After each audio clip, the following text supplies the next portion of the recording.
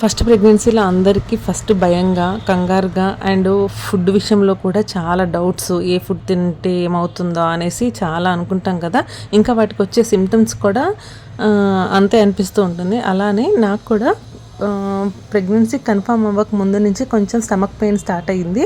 And pregnancy confirm అయ్యాక కూడా continue అవుతుంటే డాక్టర్ని కన్సల్ట్ అయ్యాను. అల్ట్రాసౌండ్ చేసి బేబీ బాగుందన్నారు, హార్ట్ బీట్ ఓకే అన్నారు. నెక్స్ట్ ఈ పెయిన్ ఎందుకు వస్తుందని రీజన్ అడిగితే మనకి బేబీ ఫామ్ అయినప్పుడు యూట్రస్ అనేది ఎక్స్పాండ్ అవుతూ ఉంటుందంట. గర్భసంచి అనేది ఎక్స్పాండ్ అయినప్పుడు అలా పెయిన్ వస్తుందంట.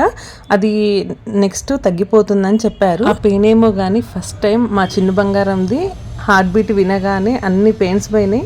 లిటరల్లీ నాకైతే గూస్ బంప్స్ వచ్చేసినాయి ఆ సౌండ్ వినగానే. మీ బేబీ హార్ట్ బీట్ విన్నప్పుడు ఆ సిచ్యువేషన్ని మీరు ఎలా ఫేస్ చేశారో తప్పకుండా నాకు కామెంట్ చేయండి. Thank you for watching. Please do subscribe my channel.